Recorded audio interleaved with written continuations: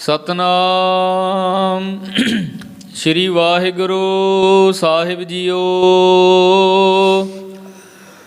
ਹਮ ਨਿਜ ਧਰਮ ਬਿਖੈ ਹੈ ਠਾਂਡੇ, ਤੁਮਨੇ ਪੇਖਤ ਕਿਉ ਰਿਸ ਬਾਡੇ। ਹਮ ਨਿਜ ਧਰਮ ਬਿਖੈ ਹੈ ਠਾਂਡੇ, ਤੁਮਨੇ ਪੇਖਤ ਕਿਉ ਰਿਸ ਬਾਡੇ। ਸਤਨਾਮ ਸ੍ਰੀ ਵਾਹਿਗੁਰੂ ਜੀ। ਬੰਦਨਾ ਕੋ ਲੈਤੀ ਬੰਦਤਾ ਕੋ ਦੇਤ ਜਨ, ਪ੍ਰੀਤ ਲੈਤ ਦੇਤੈ ਪ੍ਰਤੀਤ ਸੁਖ ਸੇਤ ਹੈ। ਪਾਉ ਔਰ ਲੈਤੀ ਵੱਡੋ ਪਰ ਪਾਉ ਦੇਤੇ ਆਪ, ਨਿਰਗੁਣ ਪਦ ਦੇਤ ਗੁਣ ਦੇਖ ਲੈਤ ਹੈ। ਥੋੜੀ ਜਈ ਭੇਟ ਲੈਤ ਜਮ ਕੀ ਭੇਟ ਦੇਤ, ਸਤਿਗੁਰ ਨਾਨਕ ਜੀ ਕਰ ਨਾਨਕੇ ਤਵੈ।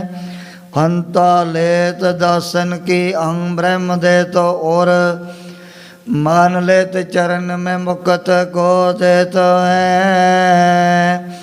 ਏਕ ਓੰਕਾਰ ਸਤਿਗੁਰੂ ਤੇ ਪ੍ਰਸਾਦ ਸਚ ਹੋਏ। ਵਾਹਿਗੁਰੂ ਜੀ ਕੀ ਫਤਿਹ, ਬਿਘਨ ਬਿਨਾਸਨ ਸੋਏ। ਵਾਹਿਗੁਰੂ ਜੀ ਕੀ ਫਤਿਹ, ਬਿਘਨ ਬਿਨਾਸਨ ਸੋਏ। ਵਾਹਿਗੁਰੂ ਜੀ ਕਾ ਖਾਲਸਾ, ਵਾਹਿਗੁਰੂ ਜੀ ਕੀ ਫਤਿਹ। ਪਰਮ ਸਤਿਕਾਰਯੋਗ ਗੁਰੂ ਰੂਪ ਖਾਲਸਾ ਸਾਧ ਸੰਗਤ ਜੀ, ਜਿਤਨੇ ਵੀ ਮਾਈ ਭਾਈ ਨੇਮੀ ਪ੍ਰੇਮੀ ਦੂਰੋਂ ਨੇੜੇ ਚੱਲ ਕਰਕੇ ਮਹਾਂਪੁਰਖਾਂ ਦੇ ਪਵਿੱਤਰ ਪਾਵਨ ਅਸਥਾਨ ਅਥਵਾ ਗੁਰੂ ਬਾਬਾ ਜੀ ਦੇ ਸੱਚਖੰਡ ਦਰਬਾਰ ਦੇ ਵਿੱਚ ਪਹੁੰਚੇ ਹੋ, ਸਤਿਗੁਰਾਂ ਦੇ ਚਰਨਾਂ 'ਚ ਹਾਜ਼ਰੀ ਲਵਾਉਣ ਵਾਸਤੇ ਆਪਣੀਆਂ ਚਿੱਤ ਬਿਰਤੀਆਂ ਬਾਹਰੋਂ ਕਾਗਰ ਕਰਨ ਦੀ ਖੇਚਲ ਕਰੋ। ਭਗਤ ਵਸ਼ਲ ਪਤਤ ਪਾਵਨ ਦੀਨਾ ਬੰਧੂ ਤਿੰਨੇ ਲੋਕਾਂ ਦੇ ਮਾਲਕ ਸਾਂਝੇ ਰਹਿਬਰ ਨਿਰੰਕਾਰੀ ਜੋਤ ਸ਼੍ਰੀ ਗੁਰੂ ਨਾਨਕ ਦੇਵ ਜੀ ਮਹਾਰਾਜ ਦੀ ਪਾਵਨ ਕਥਾ ਚੱਲ ਰਹੀ ਹੈ। ਪਿਛਲੇ ਪ੍ਰਕਰਨ ਦੇ ਵਿੱਚ ਅਸੀਂ ਇਹ ਵਿਚਾਰ ਸਰਵਣ ਕੀਤੀ, ਜਦੋਂ ਮਹਾਰਾਜ ਨੇ ਕਾਫੀ ਟਾਈਮ ਰਾਏ ਭੋਇੰਦੀ ਤਲਵੰਡੀ ਦੇ ਵਿੱਚ ਰਹਿ ਕਰਕੇ ਬਤੀਤ ਕੀਤਾ। ਜਿਨ੍ਹਾਂ ਵੱਡੇ ਭਾਗਾਂ ਵਾਲਿਆਂ ਦੇ ਮਨ ਦੇ ਵਿੱਚ ਕੋਈ ਐਸੀ ਮੁਕਤੀ ਪ੍ਰਾਪਤ ਕਰਨ ਦੀ ਇੱਛਾ ਪ੍ਰਾਪਤ ਹੋਈ, ਉਹਨਾਂ ਨੂੰ ਵੀ ਸਤਿਗੁਰੂ ਜੀ ਨੇ ਮੇਰਾ ਭਰੀ ਦ੍ਰਿਸ਼ਟੀ ਪਾਉਂਦਿਆਂ ਹੋਇਆਂ ਪਰਮਾਤਮਾ ਦੇ ਨਾਮ ਦੇ ਨਾਲ ਜੋੜ ਦਿੱਤਾ ਸੀ। ਵੱਡਾ ਸਾਹਿਬ ਉੱਚਾ ਥਾਓ, ਉੱਚੇ ਉੱਪਰ ਉੱਚਾ ਨਾਓ, ਜਿਹੜਾ ਭਗਵਾਨ ਦੇ ਨਾਮ ਦੇ ਨਾਲ ਜੁੜ ਗਿਆ ਹੈ, ਉਹ ਫਿਰ ਸਰੀਰ ਤਿਆਗਣ ਤੋਂ ਬਾਅਦ ਉਸੇ ਦੀ ਦਰਗਾਹ ਦੇ ਵਿੱਚ ਪਹੁੰਚ ਜਾਂਦਾ ਹੈ। ਅਗਰ ਕੋਈ ਐਸਾ ਪ੍ਰੇਮ ਪ੍ਰਾਣੀਆਂ ਦੇ ਮਨ ਦੇ ਵਿੱਚ ਪੈਦਾ ਹੋਇਆ ਸੀ, ਉਹ ਫਿਰ ਆ ਕੇ ਗੁਰੂ ਬਾਬਾ ਜੀ ਦੇ ਪਾਸੋਂ ਬੰਦਗੀ ਪ੍ਰੇਮਾ ਭਗਤੀ ਕਰਨ ਦੀਆਂ ਜਿਹੜੀਆਂ ਜੁਗਤੀਆਂ ਵੀ ਪੁੱਛ ਲੈਂਦੇ ਸਨ। ਕਾਫੀ ਟਾਈਮ ਤੋਂ ਬਾਅਦ ਇੱਕ ਦਿਨ ਸਤਿਗੁਰੂ ਜੀ ਕਹਿਣ ਲੱਗੇ, ਭਾਈ ਬਾਲਾ ਮਰਦਾਨਾ, ਚਲੋ ਹੁਣ ਤੁਹਾਨੂੰ ਹਿੰਦੁਸਤਾਨ ਦੇ ਵੱਡੇ ਵੱਡੇ ਤੀਰਥਾਂ ਦੀ ਯਾਤਰਾ ਕਰਵਾਉਂਦੇ ਆ। ਇਹਨਾਂ ਤੀਰਥਾਂ ਦੇ ਉੱਪਰ ਵੀ ਥਾਂ ਪਰ ਥਾਂ ਪਾਖੰਡ ਦਮ ਕਰਮ ਕਾਂਡ ਬਹੁਤ ਜ਼ਿਆਦਾ ਹੀ ਵੱਧ ਚੁੱਕੇ ਸਨ, ਜਿੱਥੇ ਜਾ ਕਰ ਕੇ ਜਗਿਆਸੂਆਂ ਨੇ ਆਪਣੇ ਮਨ ਦੀ ਜਿਹੜੀ ਮੈਲ ਦੂਰ ਕਰਵਾਉਣੀ ਸੀ। ਗੱਲ ਐਸੀ ਹੋ ਗਈ ਉਹਨਾਂ ਦੇ ਮਨਾਂ ਦੀ, ਨਾਵਣ ਚੱਲੇ ਤੀਰਥੀ, ਮਨ ਖੋਟੈ ਤਨ ਚੋਰ, ਇੱਕ ਪਾਉ ਲੱਤੀ ਨਹਾਤਿਆਂ, ਦੋਏ ਪਾ ਚੜੀਆ ਸੋਰ, ਬਾਹਰ ਧੋਤੀ ਤੂੰ ਬੜੀ, ਅੰਦਰ ਵਿਸ ਨਕੋਰ, ਸਾਧ ਭਲੇ ਅਣ ਨਹਾਤਿਆਂ, ਚੋਰ ਸੇ ਚੋਰਾ ਚੋਰ, ਤੀਰਥ ਨਹਾਏ ਅੰਤਰ ਨਹੀਂ। ਨਹਾਉਂਦੇ ਜ਼ਰੂਰ ਨੇ, ਪਰ ਉਹ ਮਨ ਦੀ ਜਿਹੜੀ ਮੈਲ ਕਿਸੇ ਨੇ ਵੀ ਅੰਦਰੋਂ ਦੂਰ ਨਹੀਂ ਕੀਤੀ। ਇੱਕ ਪਾ ਚੜਿਆ, ਸਗੋਂ ਹੋਰ ਵੱਡੇ ਵੱਡੇ ਪਾਪ ਸਿਰਾਂ ਦੇ ਉੱਪਰ ਝਾੜਾ ਕੇ ਯਾਤਰੂ ਵਾਪਸ ਮੁੜਦੇ ਸਨ। ਉਸ ਸਮੇਂ ਗੁਰੂ ਬਾਬਾ ਜੀ ਚਲਦਿਆਂ ਚਲਦਿਆਂ ਜਿਹੜਾ ਹੈ ਸਨਾਤਨ ਮਤ ਦਾ ਬਹੁਤ ਵੱਡਾ ਮਹਾਨ ਮੰਨਿਆ ਪਰਮੰਨਿਆ ਤੀਰਥ ਕੁਰੂਕਸ਼ੇਤਰ ਦੀ ਧਰਤੀ, ਇੱਥੇ ਮਹਾਂਭਾਰਤ ਦਾ ਬਹੁਤ ਵੱਡਾ ਜੰਗ ਵੀ ਹੋਇਆ। ਦਮਾਰਾ ਨੇ ਦੇਖ ਲਿਆ ਵੀ ਸੂਰਜ ਗ੍ਰਹਿਣ ਦਾ ਮੇਲਾ ਵੀ ਤਕਰੀਬਨ ਨੇੜੇ ਆ ਚੁੱਕਿਆ ਸੀ। ਸੂਰਜ ਗ੍ਰਹਿਣ ਦੇ ਮੌਕੇ 'ਤੇ ਤਾਂ ਇਹ ਨਹੀਂ ਪਤਾ ਹੀ ਲੱਗਦਾ ਵੀ ਹਿੰਦੁਸਤਾਨ ਦੇ ਕੋਨੇ ਕੋਨੇ ਤੋਂ ਕਿਤਨੀ ਦੁਨੀਆ ਇਸ ਤੀਰ ਦੇ ਉੱਪਰ ਚਾਰੇ ਪਾਸਿਆਂ ਤੋਂ ਇਕੱਠੀ ਹੋ ਜਾਂਦੀ। ਬੜੇ ਬੜੇ ਵਿਦਵਾਨ ਬ੍ਰਾਹਮਣ ਲੋਕ, ਔਰ ਜਿਵੇਂ ਕਾਂਸ਼ੀ ਸ਼ਹਿਰ ਹੈ ਇੱਥੋਂ ਵੀ ਚੱਲ ਕਰਕੇ ਆਇਆ ਕਰਦੇ ਸਨ। ਸਤਿਗੁਰੂ ਜੀ ਜਦੋਂ ਵੀ ਕਿਸੇ ਨੂੰ ਉਪਦੇਸ਼ ਬਖਸ਼ਿਆ ਕਰਦੇ, ਕੋਈ ਨਾ ਕੋਈ ਐਸਾ ਕੌਤਕ ਵਰਤਾਉਣਾ ਉੱਤੇ ਜਾ ਕੇ ਦੇਖਣ ਵਾਲਿਆਂ ਦਾ ਧਿਆਨ ਗੁਰੂ ਬਾਬਾ ਜੀ ਦੇ ਵੱਲ ਖਿੱਚਿਆ ਜਾਂਦਾ ਸੀ। ਇੱਕ ਪਾਸੇ ਮਹਾਰਾਜ ਨੇ ਆਪਣਾ ਆਸਣ ਲਗਾ ਲਿਆ, ਭਾਈ ਬਾਲਾ ਤੇ ਮਰਦਾਨਾ ਦੋਵੇਂ ਹਜ਼ੂਰੀ ਦੇ ਵਿੱਚ ਬੈਠੇ ਹਨ। ਦੇਖਿਆ ਵੀ ਇਹਨਾਂ ਦੇ ਮਨ ਦੇ ਵਿੱਚ ਤਾਂ ਬੜੀ ਪਾਪਾਂ ਦੀ ਮੈਲ ਭਰੀ ਹੋਈ ਹੈ। ਚਾਰੇ ਪਾਸੇ ਜਿਹੜੇ ਪੁਜਾਰੀ ਪਾਂਡੇ ਕਿਹੋ ਜਿਹਾ ਪਾਖੰਡ ਦੰਭ ਲੋਕਾਂ ਦੇ ਵਿੱਚ ਕਮਾ ਰਹੇ ਹਨ। ਜਦੋਂ ਮੇਲੇ ਦੇ ਵਿੱਚ ਬਹੁਤ ਜ਼ਿਆਦਾ ਭਰ ਗਈ ਭੀੜ, ਉਸ ਸਮੇਂ ਹਾਂਸੀ ਸ਼ਹਿਰ ਦੀ ਜਿਹੜੀ ਰਾਣੀ ਉਹ ਵੀ ਆਪਣੇ ਸਾਹਿਬਜ਼ਾਦੇ ਨੂੰ ਲੈ ਕੇ ਮਹਾਰਾਜ ਦੇ ਪਾਸ ਹਾਜ਼ਰ ਹੋ ਗਈ। ਹੁਣ ਬੈਰੀਆਂ ਦੁਸ਼ਮਣਾਂ ਨੇ ਇਹਨਾਂ ਤੋਂ ਰਾਜ ਭਾਗ ਖੋਹ ਕਰਕੇ ਉੱਥੋਂ ਬਾਹਰ ਕੱਢ ਦਿੱਤੇ। ਵਿਚਾਰੇ ਹੁਣ ਗਰੀਬਾਂ ਕੰਗਲਿਆਂ ਦੇ ਸਮਾਨ ਬਣੇ ਫਿਰਦੇ ਹਨ। ਜਦੋਂ ਰਾਣੀ ਤੇ ਸਾਹਿਬਜ਼ਾਦੇ ਦੀ ਨਿਗਾਹ ਗੁਰੂ ਬਾਬਾ ਜੀ ਦੇ ਉੱਪਰ ਪਈ, ਸੋਚਿਆ ਵੀ ਸਾਹਮਣੇ ਕੋਈ ਐਸੇ ਖੁਦਾ ਦੇ ਰੱਬ ਦੇ ਫਕੀਰ ਬੈਠੇ ਹਨ, ਚਲੋ ਇਹਨਾਂ ਦੇ ਪਾਸ ਜਾ ਕਰਕੇ ਬੇਨਤੀ ਕਰ ਲੈਂਦੇ ਆ। ਕੋਈ ਪਤਾ ਨਹੀਂ ਵੀ ਸਾਡੀਆਂ ਵੀ ਇਹ ਤਕਦੀਰਾਂ ਬਦਲ ਸਕਦੇ ਹਨ। ਉਸ ਸਮੇਂ ਸਾਹਿਬਜ਼ਾਦਾ ਸੋਚਣ ਲੱਗਿਆ ਵੀ ਖਾਲੀ ਹੱਥੀਂ ਰੱਬ ਦੇ ਪਿਆਰਿਆਂ ਦੇ ਪਾਸ ਜਾਣਾ ਠੀਕ ਨਹੀਂ। ਉਹਨੇ ਜੰਗਲ ਦੇ ਵਿੱਚ ਇੱਕ ਹਿਰਨ ਦਾ ਕਰਕੇ ਸ਼ਿਕਾਰ, ਉਹਦਾ ਮਾਸ ਚੰਗੀ ਤਰ੍ਹਾਂ ਸਾਫ਼ ਕੀਤਾ, ਲਿਆ ਕਰਕੇ ਹੀ ਭੇਟਾ ਮਹਾਰਾਜ ਦੇ ਅੱਗੇ ਜਦੋਂ ਰੱਖੀ, ਸਤਿਗੁਰੂ ਜੀ ਕਹਿਣ ਲੱਗੇ ਵੀ ਇਉਂ ਕਰ, ਇੱਕ ਕੋਰਾ ਜਿਹੜਾ ਮਟਕਾ ਲਿਆ ਕੇ ਆ ਜਿਹੜਾ ਹਿਰਨ ਦਾ ਮਾਸ ਤੈਂ ਇਹਦੇ ਵਿੱਚ ਪਾ ਕੇ ਰਿੱਝਣ ਦੇ ਲਈ ਚੁੱਲ੍ਹੇ ਦੇ ਉੱਪਰ ਤਾਰ ਦੇਣਾ। ਸਾਹਿਬਜ਼ਾਦੇ ਨੇ ਹੁਕਮ ਮੰਨਿਆ। ਜਿਹੜਾ ਮਾਸ ਸੀ ਕੋਰੇ ਘੜੇ ਦੇ ਵਿੱਚ ਪਾ ਕੇ ਥੱਲੇ ਚੁੱਲ੍ਹੇ 'ਚ ਜਦੋਂ ਅੱਗ ਵਾਲੀ ਦੇ ਕਰਕੇ ਬ੍ਰਾਹਮਣਾ ਵਿਦਵਾਨਾਂ ਦੇ ਮਨ ਦੇ ਵਿੱਚ ਬੜਾ ਗੁੱਸਾ, ਬੜਾ ਕ੍ਰੋਧ ਚੜ੍ਹ ਗਿਆ ਵੀ ਇਹ ਕਿਹੜਾ ਇਹੋ ਜਿਹਾ ਮੂਰਖ ਦੁਸ਼ਟ ਪਾਪੀ ਸੂਰਜ ਗ੍ਰਹਿਣ ਦੇ ਮੌਕੇ 'ਤੇ ਪਹੁੰਚ ਗਿਆ ਹੈ।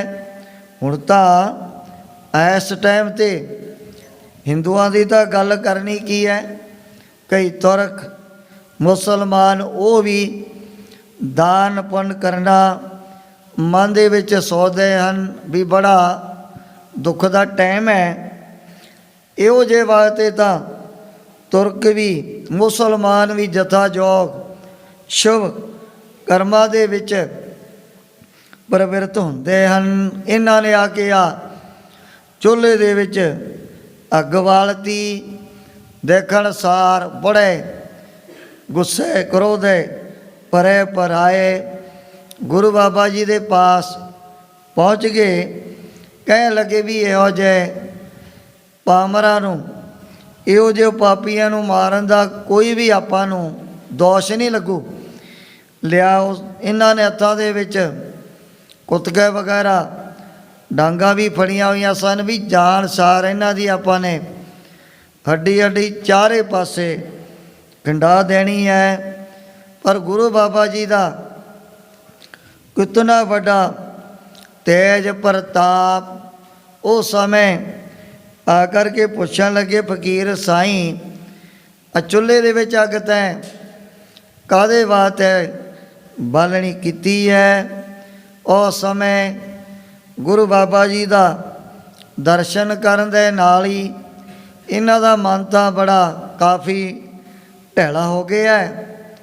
ਪਹਿਲਾਂ ਤਾਂ 100 ਡਿਗਰੀ 'ਤੇ ਇਹਨਾਂ ਦੇ ਗੁੱਸੇ ਦਾ ਪਾਰਾ ਜਿਹੜਾ ਚੜ੍ਹਿਆ ਹੋਇਆ ਸੀ। ਪੁੱਛਿਆ ਵੀ ਹੁਣ ਤਾਂ ਦਾਨ ਪੁੰਨ ਕਰਨ ਦਾ ਬੜਾ ਵਕਤ ਹੈ, ਇਹ ਤੁਸੀਂ ਵੈਦਾਂ ਸ਼ਾਸਤਰਾਂ ਤੋਂ ਉਲਟ ਮਰਜ਼ਾਦਾ ਕੀਤੀ ਹੈ। ਪਰ ਉਸ ਸਮੇਂ ਗੁਰੂ ਬਾਬਾ ਜੀ ਨੂੰ ਪਹਿਲਾਂ ਕਹਿਣ ਲੱਗੇ ਵੀ ਇਹਨਾਂ ਦੇ ਉੱਪਰ ਆਪਾਂ ਕੁੱਦ ਗਏ ਔਰ ਡਾਂਗਾ ਜਾਨ ਸਾਰ ਬਰਾ ਦੇਣੀਆਂ ਹਨ। ਪਰ ਉੱਥੇ ਬੇਅੰਤ ਸ਼ਕਤੀਆਂ ਦਾ ਭਗਵਾਨ ਆਪ ਹੀ ਬੈਠਾ। ਕਿਹੜਾ ਇਹੋ ਜਿਹਾ ਮਾੜਾ ਮੋਟਾ ਪ੍ਰਾਣੀ ਨੇੜੇ ਆ ਸਕਦਾ ਹੈ? ਸਤਿਗੁਰੂ ਜੀ ਕਹਿ ਲੱਗੇ ਵੀ ਜੀ ਹੈ ਤਾਕਤ, ਮਾਰ ਕੇ ਵੀ ਦੇ ਲਓ, ਤੁਹਾਨੂੰ ਇੱਥੇ ਰੋਕਣ ਵਾਲਾ ਕੋਈ ਨਹੀਂ। ਅਗਰ ਤੁਸੀਂ ਬੈਠ ਕਰਕੇ ਸ਼ਾਂਤੀ ਦੇ ਨਾਲ ਗਿਆਨ ਚਰਚਾ ਕਰਨੀ ਹੈ, ਉਹ ਵੀ ਅਸੀਂ ਕਰਨ ਦੇ ਲਈ ਤਿਆਰੀ ਬੈਠੇ ਹਾਂ। ਸੁਣ ਕਰਕੇ ਇਹੋ ਜਿਹਾ ਪ੍ਰਭਾਵ ਸਾਰਿਆਂ ਦੇ ਮਨਾਂ ਦੇ ਉੱਪਰ ਆਪਣੇ ਆਪ ਹੀ ਪੈ ਗਿਆ। ਇੱਕ ਸੀ ਇਹਨਾਂ ਦੇ ਵਿੱਚ ਆਪਣੇ ਆਪ ਨੂੰ ਕਲਯੁਗ ਦਾ ਅਵਤਾਰ ਅਖਾਉਣ ਵਾਲਾ ਨਾਨਕ ਚੰਦ ਪੰਡਤ। ਇਹਨੇ ਉਹ ਜਿਹੜੇ 18 ਪੁਰਾਣਾ ਚੋਂ ਇੱਕ ਹੈ ਭਵਿੱਖਤ ਪੁਰਾਣ, ਉੱਥੇ ਵੀ ਵੈਦ ਵਿਆਸ ਜੀ ਨੇ ਪਤਾ ਨਹੀਂ ਕਿਤਨੇ ਹਜ਼ਾਰਾਂ ਸਾਲ ਪਹਿਲਾਂ ਹੀ ਗੁਰੂ ਬਾਬਾ ਜੀ ਦੇ ਅਵਤਾਰ ਧਾਰਨ ਦੀ ਵਾਰਤਾ ਲਿਖੀ ਹੋਈ ਹੈ। ਦੇਸ਼ ਵੀ ਔਰ ਵੰਸ਼ ਵੀ, ਕਲੀ ਕਲੀ ਗੱਲ ਪਹਿਲਾਂ ਹੀ ਵੈਦ ਵਿਆਸ ਜੀ ਨੇ ਆਪਣੇ ਅਨੁਭਵ ਦੇ ਨਾਲ ਉਹਦੇ ਵਿੱਚ ਇਹ ਬਚਨ ਲਿਖਤੇ। ਪੜ੍ਹ ਕੇ ਇਹਨੇ ਸੋਚ ਲਿਆ ਵੀ ਸ਼ਾਇਦ ਪਤਾ ਹੀ ਨਹੀਂ ਮੈਂ ਅਵਤਾਰ ਪੈਦਾ ਹੋ ਗਿਆ। ਕਲਯੁਗ ਦੇ ਸਮੇਂ ਦੇ ਵਿੱਚ ਇਹਨੇ ਆਪਣੀ ਵਿੱਦਿਆ ਦੇ ਬਲ ਦੁਆਰਾ, ਜਿਹਨੂੰ ਕਹਿੰਦੇ ਨੇ ਦਿਗ ਵਿਜੈ, ਭਾਵ ਕਿ ਚਾਰੇ ਦਿਸ਼ਾ ਦੇ ਵਿੱਚ ਰਹਿਣ ਵਾਲੇ ਬ੍ਰਾਹਮਣਾਂ ਪੰਡਤਾਂ ਨੂੰ ਆਪਣੀ ਸੰਸਕ੍ਰਿਤ ਵਿੱਦਿਆ ਦੇ ਨਾਲ ਜਦੋਂ ਜਿੱਤ ਲਿਆ, ਦੇ ਲਿਆ ਵੀ ਇੱਥੇ ਚਾਰੇ ਪਾਸੇ ਮੇਰਾ ਮਾਣ ਸਤਿਕਾਰ ਹੋਣ ਲੱਗ ਪਿਆ ਨਾ ਪਬਲਿਕ ਦੇ ਵਿੱਚ। ਇਉਂ ਦੇਖਦਿਆਂ ਦੇ ਮਨ ਦੇ ਵਿੱਚ ਇੱਕ ਭਰਮ ਪੈਦਾ ਹੋ ਗਿਆ। ਆਪਣੇ ਆਪ ਨੂੰ ਇਹ ਹਿੰਦੁਸਤਾਨ ਦੇ ਵਿੱਚ ਨਾਨਕ ਚੰਦ ਅਖਵਾਉਣ ਲੱਗ ਪਿਆ ਸੀ। ਉਸ ਸਮੇਂ ਬੜੇ ਜਿਹੜੇ ਕਾਮਲ ਸੰਸਕ੍ਰਿਤ ਦੇ ਵਿਦਵਾਨ, ਹੋਰ ਵੀ ਬੜੀ ਪ੍ਰਜਾ ਦੇ ਜਿਹੜੇ ਚਾਰੇ ਵਰਨਾਂ ਦੇ ਲੋਕ ਇਕੱਠੇ ਹੋ ਕੇ ਗੁਰੂ ਬਾਬਾ ਜੀ ਦੇ ਪਾਸ ਹਾਜ਼ਰ ਹੋ ਗਏ ਸਨ। ਇਤਿਆਦਿਕ ਪ੍ਰਸੰਗ ਪਿੱਛੇ ਆਇਆ। ਅੱਗੇ ਜਿਸ ਪ੍ਰਕਾਰ ਸਤਿਗੁਰਾਂ ਦੀ ਪਵਿੱਤਰ ਪਾਵਨ ਕਥਾ ਦੇ ਤਾਈਂ ਗ੍ਰੰਥ ਕਰਤਾ ਭਾਈ ਸਾਹਿਬ ਭਾਈ ਸੰਤੋਖ ਸਿੰਘ ਜੀ ਚਾਰਨ ਕਰਦੇ ਨੇ। ਆਪਣੇ ਮਨਾਂ ਨੂੰ ਇਕਾਗਰ ਕਰਦੇ ਹੋਏ ਆਲਸ ਤੋਂ ਸਾਵਧਾਨ ਹੋ ਕਰਕੇ ਆਖੋ ਸਤਨਾਮ ਸ੍ਰੀ ਵਾਹਿਗੁਰੂ ਜੀ। ਸਤਨਾਮ ਸ੍ਰੀ ਵਾਹਿਗੁਰੂ ਜੀਓ। ਹਮ ਨਿਜ ਧਰਮ ਵਿਖੈ ਹੈ ਠਾਂਡੇ। ਗੁਰੂ ਬਾਬਾ ਜੀ ਉਹਨਾਂ ਵਿਦਵਾਨ ਪੰਡਤਾਂ ਨੂੰ ਸੰਬੋਧਨ ਕਰਦੇ ਹੋਏ ਕਹਿ ਲਗੇ ਵੀ ਦੇਖੋ ਸਾਡਾ ਜਿਹੜਾ ਅਵਤਾਰ ਉਹ ਹੈ ਖੱਤਰੀ ਵਾਰਨ ਦੇ ਵਿੱਚ, ਅਸੀਂ ਤਾਂ ਆਪਣੇ ਧਰਮ ਦੇ ਵਿੱਚ ਪੱਕੇ ਖੜੇ ਆ। ਕੋਈ ਵੀ ਆ ਤੁਹਾਡੇ ਵੇਦਾਂ ਸ਼ਾਸਤਰਾਂ ਦੀ ਜਿਹੜੀ ਮਰਜ਼ਾਦਾ ਹੈ ਉਹਦੇ ਉਲਟ ਵਾਰਤਾ ਨਹੀਂ ਕੀਤੀ ਹੈ। ਤੁਮਨੇ ਪੇਖਤ ਕਿਉਂ ਰਿਸ ਬਾਡੇ। ਅਗਰ ਅਸੀਂ ਆਪਣੇ ਧਰਮ ਦੇ ਵਿੱਚ ਦ੍ਰਿੜਾ ਪਰਪੱਕਾ, ਫਿਰ ਤੁਹਾਡੇ ਮਨ ਦੇ ਵਿੱਚ ਆ ਇਤਨਾ ਗੁੱਸਾ ਕਾਹਦੇ ਵਾਸਤੇ ਚੜ ਗਏ ਹੈ। ਸੁਣ ਕਰ ਬੋਲੇ ਪੰਡਿਤ ਸਭ ਹੀ। ਸਾਰੇ ਹੀ ਵਿਦਵਾਨ ਪੰਡਤ ਦੇਵਾਨੀ ਪੜ੍ਹੇ ਹੋਏ ਉਹ ਆਪਣੇ ਵੱਲੋਂ ਗੁਰੂ ਬਾਬਾ ਜੀ ਦੇ ਪਾਸ ਇਹੋ ਜਿਹੇ ਬਚਨ ਕਹਿਣ ਲੱਗ ਪਏ ਹਨ। ਖੱਤਰੀ ਨਿਕਟ ਸ਼ਸਤਰ ਹੋਇ ਸਦ ਹੀ। ਵੀ ਜਿਹੜੇ ਖੱਤਰੀ ਘਰਾਣੇ ਦੇ ਵਿੱਚ ਪੈਦਾ ਹੋਣ ਵਾਲਾ ਕੋਈ ਵੀ ਯੋਧਾ ਸੂਰਮਾ ਹੈ ਨਾ, ਉਹ ਆਪਣੇ ਪਾਸ ਤਲਵਾਰ ਹੈ, ਤੀਰ ਹੈ, ਜਾਂ ਫਿਰ ਬੰਦੂਕ ਹੈ, ਬਰਛੀ ਹੈ, ਕੋਈ ਨਾ ਕੋਈ ਸ਼ਾਸਤਰ ਤਾਂ ਹੁੰਦੀ ਹੈ। ਯੋਧਾ ਸੂਰਮਿਆਂ ਦੇ ਹੱਥਾਂ ਦੇ ਵਿੱਚ ਪਕੜਿਆ ਹੋਇਆ ਤਾਂ ਹੀ ਪਤਾ ਲੱਗੂ ਵੀ ਇਹ ਜੀ ਜੰਗ ਕਰਨ ਵਾਲਾ ਬਹੁਤ ਵੱਡਾ ਮਾਨ ਯੋਧਾ ਸੂਰਮਾ ਹੈ। ਤੁਹਾਡੇ ਕੋਲ ਤਾਂ ਕੋਈ ਸ਼ਾਸਤਰ ਹੈ ਹੀ ਨਹੀਂ, ਸਾਨੂੰ ਕਿਵੇਂ ਪਤਾ ਲੱਗੂ ਵੀ ਤੁਸੀਂ ਖੱਤਰੀ ਘਰਾਣੇ ਦੇ ਵਿੱਚ ਅਵਤਾਰ ਧਾਰਨ ਕੀਤਾ ਹੋਇਆ। ਤੁਮਨੇ ਵੇਖ ਫਕੀਰੀ ਲੀਨੋ। ਇਹ ਵਿਦਵਾਨ ਪੰਡਤ ਪੁੱਛਣ ਲੱਗੇ ਵੀ ਤੁਸੀਂ ਤਾਂ ਫਕੀਰਾਂ ਵਾਲਾ ਸਰੀਰ ਦੇ ਉੱਪਰ ਬਾਣਾ ਧਾਰਨ ਕਰੀ ਬੈਠੇ ਹੋ। ਬਿਨਾ ਸ਼ਸਤਰ ਕਿਉਂ ਛਤਰੀ ਚੀਨੋ। ਬਿਨਾ ਸ਼ਸਤਰ ਤੋਂ ਤੁਹਾਨੂੰ ਅਸੀਂ ਖੱਤਰੀ ਘਰਾਣੇ ਦੇ ਯੋਧੇ ਸੂਰਮੇ ਬਹਾਦਰ ਕਿਵੇਂ ਮਨ ਦੇ ਵਿੱਚ ਜਾਣ ਸਕਦੇ ਆ। ਗੁਰੂ ਕਹੈ ਆ ਯੁੱਧ ਹਮ ਪਾਸੂ। ਉਸ ਸਮੇਂ ਗੁਰੂ ਬਾਬਾ ਜੀ ਕਹਿਣ ਲੱਗੇ ਸਾਡੇ ਪਾਸ ਵੀ ਇਹੋ ਜਿਹੇ ਬੜੇ ਤਿੱਖੇ ਤਿੱਖੇ ਸ਼ਾਸਤਰ ਹੱਥਾਂ ਦੇ ਵਿੱਚ ਪਕੜੇ ਹੋਏ ਹਨ। ਉਚਰਹਿ ਨਾਮ ਸੁਨੋ ਮੈਂ ਤਾਸੂ।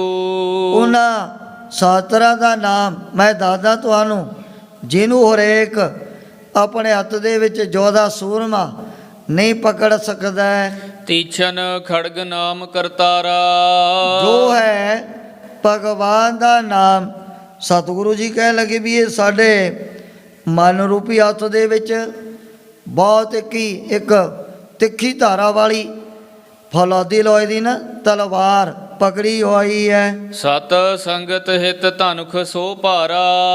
ਜਿਹੜਾ ਰੱਬ ਦੇ ਪਿਆਰਿਆਂ ਦੀ ਸੰਗਤ ਦੇ ਨਾਲ ਹੈ ਪਿਆਰ ਬਣਿਆ ਹੋਇਆ, ਇਹ ਮਾਨੋ ਸਾਡੇ ਪਾਸ ਬਹੁਤ ਸਾਰੇ ਤਿੱਖੇ ਤਿੱਖੇ ਬਾਣ ਤੀਰ ਰੱਖੇ ਹੋਏ ਹਨ। ਸਮਦਮ ਆਦਿਕ ਬਾਣ ਵਿਸਾਲਾ।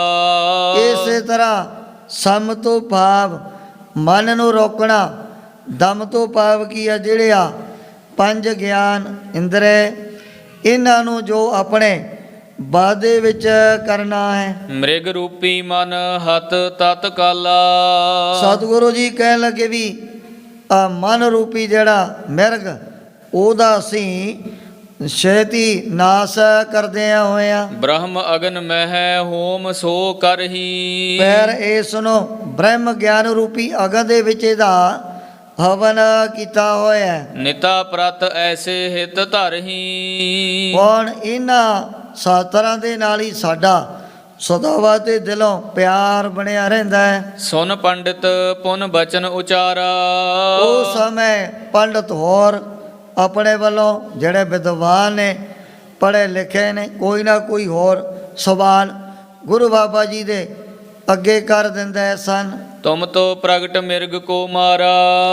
ਪੁੱਛਣ ਲੱਗੇ ਫਕੀਰ ਸਾਈਂ, ਤੁਸੀਂ ਤਾਂ ਸਾਰਿਆਂ ਦੇ ਦੇ ਆ ਮਿਰਗ ਨੂੰ ਮਾਰ ਕਰਕੇ ਉਹਦਾ ਮਾਸ ਆ ਕੋਰੇ ਘੜੇ ਦੇ ਵਿੱਚ ਪਾ ਦਿੱਤਾ ਹੈ। ਰੀਦਤ ਹੋ ਅਬ ਦੇਗ ਚੜਾਏ। ਆ ਕੋਰੇ ਘੜੇ ਦੇ ਵਿੱਚ ਪਾ ਕਰਕੇ ਮਿਰਗ ਦਾ ਮਾਸ ਉਹਨੂੰ ਹੁਣ ਚੁੱਲ੍ਹੇ ਦੇ ਉੱਪਰ ਟਿਕਾ ਕਰਕੇ ਇਹਨੂੰ ਰਿੰਨਣ ਲੱਗ ਪਏ ਹੋ। ਹਮ ਕਾ ਔਰ ਹੈ ਰੀਤ ਬਤਾਏ। ਸਾਨੂੰ ਤੁਸੀਂ ਹੋਰ ਗੱਲਾਂ ਬਾਤਾਂ ਕਰਦਿਆਂ ਬੜਾ ਟਾਲ ਮਟੋਲਾ ਕਰਨ ਲੱਗੇ ਹੋ। ਕਮਲ ਬਦਨ ਬੋਲੇ ਸੁਨ ਕਾਨਾ।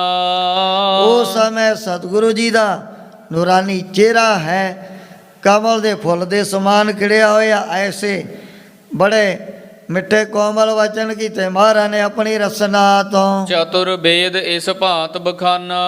ਐ ਲੱਗੇ ਵੀ ਦੇਖੋ ਚਾਰੇ ਵੇਦ ਇਸ ਪ੍ਰਕਾਰ ਦਾ ਜਿਹੜਾ ਉਪਦੇਸ਼, ਇਹੋ ਜਿਹੇ ਮੰਤਰ ਉਹਨਾਂ ਦੇ ਵਿੱਚ ਜੋ ਵੀ ਰਿਸ਼ੀਆਂ ਮੁਨੀਆਂ ਨੇ ਆਪਣੇ ਵੱਲੋਂ ਲਿਖੇ ਹੋਏ ਹਨ। ਆਖੇਰ ਬ੍ਰਿਤ ਖਤਰਿਨ ਕਹਿ ਕਰਨੀ। ਆਖੇਰ ਬਿਰਤ ਰਾਜਨ ਕੀ ਲੀਲਾ। ਇਹ ਜਿਹੜੇ ਖੱਤਰੀ ਵੰਸ਼ ਦੇ ਵਿੱਚ ਪੈਦਾ ਹੋਣੇ ਵਾਲੇ ਰਾਜੇ ਮਹਾਰਾਜ ਜੀ ਤਾਂ ਪਹਿਲਾਂ ਤੋਂ ਹੀ ਰੋਈਆਂ ਬਿਆਬਾਨਾਂ 'ਚ ਬੜਾ ਜਾ ਕਰਕੇ ਸ਼ਿਕਾਰ ਖੇਡਿਆ ਕਰਦੇ ਸੀ। ਕਥਾ ਜੁਗਨ ਚਾਰੋਂ ਮਹਿ ਬਰਨੀ। ਸਤਿਗੁਰੂ ਜੀ ਕਹਿਣ ਲੱਗੇ ਵੀ ਦੇਖੋ ਇਹ ਵਾਰਤਾ ਚਾਰੇ ਯੁੱਗਾਂ ਦੇ ਵਿੱਚ ਵਰਣਨ ਕੀਤੀ ਹੋਈ ਹੈ। ਜਿਹੜੇ ਵੀ ਆ ਖੱਤਰੀ ਵੰਸ਼ ਦੇ ਵਿੱਚ ਵੱਡੇ ਤੇਜ ਪ੍ਰਤਾਪੀ ਰਾਜੇ ਮਹਾਰਾਜੇ ਉਹਨਾਂ ਨੇ ਬੜੇ ਸ਼ਿਕਾਰ ਕੀਤੇ ਸੀ ਜੰਗਲਾਂ 'ਚ। ਜੇ ਹੰਕਾਰੀ ਨਰ ਜਗ ਮਾਹੀ। ਸਤਿਗੁਰੂ ਜੀ ਕਹਿਣ ਲੱਗੇ ਵੀ ਦੇਖੋ ਜਿਹੜੇ ਬੜੇ ਹੰਕਾਰੀ, ਜਿਨ੍ਹਾਂ ਦੇ ਮਨ ਦੇ ਵਿੱਚ ਇਹੋ ਜੀ ਆ ਜਿਹੜੀ ਪੰਜੇ ਤੱਤਾਂ ਦੇ ਸਰੀਰ ਦੀ ਹੰਗਤ ਆ ਪਕੜ ਵੀ ਉਹਨਾਂ ਦੇ ਮਨਾਂ ਦੇ ਅੰਦਰ ਭਰੀ ਹੋਈ ਹੈ। ਹਿੰਸਾ ਕੋ ਅਗ ਲੱਗ ਹੈ ਤਾਹੀ। ਉਹਨਾਂ ਨੂੰ ਫਿਰ ਹਿੰਸਾ ਦਾ ਬੜਾ ਪਾਪ ਲੱਗਿਆ ਕਰਦਾ। ਕੋਈ ਵੀ ਹੋਵੇ ਜੇ ਹੁਣ ਜੀਵ ਦੇ ਸਵਾਦ ਲਈ ਜੀਵਘਾਤ ਕਰੂਗਾ, ਕਬੀਰ ਭਾਂਗ ਮਾਸਲੀ ਸੁਰਾ ਪਾਨ, ਜੋ ਪ੍ਰਾਨੀ ਖਾਏ ਤੀਰਥ ਵਰਤ ਨੇਮ ਕੀਏ ਤੇ ਸਵੈ ਰਸਾਤਲ ਜਾਏ, ਵੀ ਉਹਨਾਂ ਨੂੰ ਤਾਂ ਫਿਰ ਖੁਦਾ ਦੀ ਦਰਗਾਹ ਦੇ ਵਿੱਚ ਆ ਕੇ ਲੇਖਾ ਜੇਕਾ ਦੇਣਾ ਹੀ ਪਏਗਾ। ਸਤਿਗੁਰੂ ਜੀ ਕਹਿਣ ਲੱਗੇ ਵੀ ਜਿਨ੍ਹਾਂ ਨੇ ਆਪਣੇ ਸਰੀਰ ਦੀ ਜਿਹੜੀ ਹੰਗਤਾ ਮਨ ਦੇ ਵਿੱਚ ਤਾਰਨ ਕੀਤੀ ਹੋਈ ਹੈ। ਹੰਤਾ ਖੋਏ ਭਏ ਜੇ ਗਿਆਨੀ। ਪਰ ਹੰਤਾ ਖੋਏ ਜਿਨ੍ਹਾਂ ਦੀ ਕੋਈ ਸਰੀਰ ਦੇ ਨਾਲ ਪਕੜ ਹੈ ਨਹੀਂ, ਆ ਜਿਹੜੀ ਸਰੀਰ ਦੀ ਅੰਗਤਾ ਹਿਰਦੇ ਦੇ ਅੰਦਰ ਸਦਾ ਵਾਸਤੇ ਦੂਰ ਕਰ ਦਿੱਤੀ ਹੈ। ਸਰਬ ਦਵੈਤ ਜੋ ਹਿਰਦੇ ਮਿਟਾਨੀ। ਸਰਬ ਦਵੈਸ਼ ਉਹਨਾਂ ਦੇ ਚਿੱਤ ਦੇ ਵਿੱਚੋਂ ਰਾਗ ਵੀ ਦਵੈਸ ਵੀ ਈਰਖਾ ਵਕੀਲੀਤਾ ਜੜ ਤੋਂ ਹੀ ਸਦਾ ਵਾਸਤੇ ਖਤਮ ਹੋ ਜਾਇਆ ਕਰਦੀ ਹੈ। ਪੂਰਨ ਸਤ ਆਤਮਾ ਜਨ ਹੈ। ਉਹ ਫਿਰ ਗਿਆਨ ਦੀ ਦਾਤ ਪ੍ਰਾਪਤ ਕਰਦੇ ਹੋਏ ਆ ਇਸ ਦੁਨੀਆ ਦੀ ਰਚਨਾ ਨੂੰ ਸਦਾ ਵਾਸਤੇ ਤਿੰਨੇ ਕਾਲਾਂ 'ਚ ਕਲਪਤ ਮਿਥਿਆ ਸਾਹਮਣੇ ਬਿਲਕੁਲ ਆਪਣੇ ਹਿਰਦੇ ਦੇ ਵਿੱਚ ਜਾਣ ਲੈਂਦੇ ਨੇ। ਇਹੋ ਨਹੀਂ ਵੀ ਕਹਿਣ ਮਾਤਰ, ਉਹਨਾਂ ਦੇ ਮਨ ਦੇ ਵਿੱਚ ਪ੍ਰਪੱਕਤਾ ਦ੍ਰਿੜਤਾ ਪਹਿਲਾਂ ਹੀ ਕਮਾਈ ਕਰਦਿਆਂ ਹੋ ਜਾਂਦੀ ਹੈ। ਵੀ ਇਹ ਜਿਹੜਾ ਸੰਸਾਰ ਉਹਨੂੰ ਤਿੰਨੇ ਕਾਲਾਂ 'ਚ ਸਦਾ ਦੇ ਲਈ ਉਪਾਵ ਕਰ ਲੈਂਦੇ ਹਨ। ਜਿਵੇਂ ਮਟਕ ਚਾਨਣੇ ਵਿੱਚ ਪਈ ਹੋਈ ਜਿਹੜੀ ਬਲਾਂ ਵਾਲੀ ਰੱਸੀ ਦੇ ਕਰਕੇ ਅਣਜਾਣ ਕਿਤਨੇ ਤਰ੍ਹਾਂ ਦੀ ਕਲਪਨਾ ਕਰਦੇ ਨੇ। ਆਪੋ ਆਪਣੀ ਬੁੱਧੀ ਦੇ ਮੁਤਾਬਕ ਕੋਈ ਸੋਚਦਾ ਵੀ ਪਤਾ ਨਹੀਂ ਇਹ ਜ਼ਹਿਰੀਲਾ ਨਾਗ ਪਿਆ। ਕਈ ਕਹਿੰਦੇ ਨਹੀਂ ਜੇ ਤਾਂ ਮੈਨੂੰ ਧਰਤੀ ਦੇ ਵਿੱਚ ਤਰੇੜੀ ਜੀ ਲੱਗਦੀ ਹੈ। ਕੋਈ ਸੋਚੂ ਵੀ ਇਹ ਤਾਂ ਰੱਸੀ ਜੀ ਪਈ ਹੋਈ ਹੈ। ਇੱਕ ਭੁਲੇਖਾ ਹੀ ਹੈ ਨਾ ਉਹਨਾਂ ਦੇ ਮਨ ਦੇ ਵਿੱਚ, ਮਟਕ ਚਾਨਣੇ ਦੇ ਕਾਰਨ ਪੈਦਾ ਹੋ ਗਿਆ।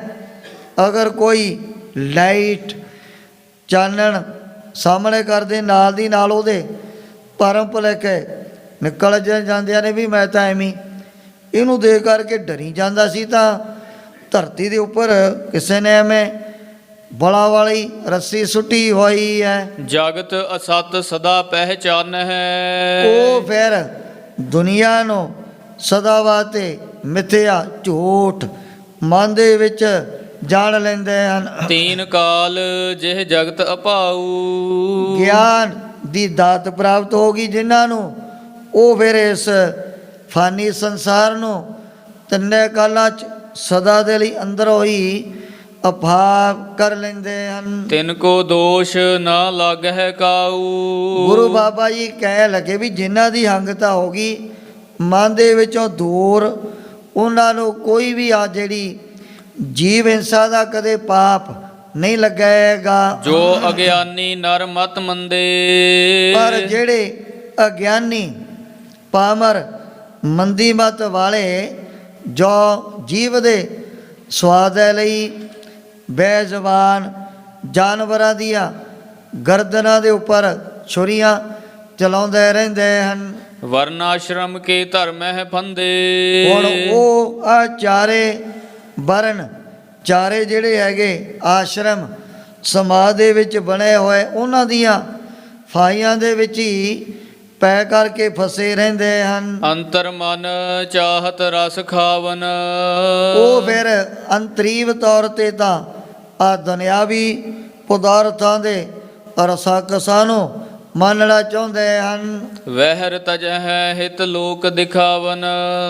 ਜਿਹੜੇ ਇੱਕ ਦਿਖਾਵੇ ਮਾਤਰ ਬਾਹਰੋਂ ਤਾਂ ਕੀਤਾ ਹੋਇਆ ਉਹਨਾਂ ਨੇ ਇਹੋ ਜਿਹਾ ਮਾਸ ਮਿੱਟੀ ਦਾ ਤਿਆਗ, ਪਰ ਲੋਕ ਕਰਕੇ ਫਿਰ ਇਹਨਾਂ ਪਦਾਰਥਾਂ ਦਾ ਬੜਾ ਰਸ ਮਾਣਦੇ ਰਹਿੰਦੇ ਹਨ। ਸੇ ਮਰ ਜਨਮਹਿ ਜਗ ਕੇ ਮਾਹੀ। ਉਹ ਫਿਰ ਸਦਾ ਦੇ ਲਈ ਆ ਸੰਸਾਰ ਦੇ ਅੰਦਰ ਜੰਮਣ ਔਰ ਮਰਨਾ ਦੇ ਚੱਕਰਾਂ ਦੇ ਵਿੱਚ ਹੀ ਘੁੰਮ ਕਰਕੇ ਬੜਾ ਦੁੱਖ ਭੋਗਦੇ ਰਹਿੰਦੇ ਹਨ। ਕਬਹੁ ਹੋਤ ਛੁਟਕਾਰਾ ਨਾਹੀ। ਜਿਨ੍ਹਾਂ ਨੇ ਇਹੋ ਜਿਹੇ ਵੱਡੇ ਵੱਡੇ ਪਾਪ ਕਮਾਏ, ਜੀਵਾਂ ਦਾ ਕੀਤਾ ਘਾਤ, ਉਹਨਾਂ ਦਾ ਕਦੇ ਵੀ ਛੁਟਕਾਰਾ ਨਹੀਂ ਹੋ ਸਕੇਗਾ। ਦੋਹਰਾ ਇਸ ਪ੍ਰਕਾਰ ਕਹਿ ਸਭਨ ਸੋ।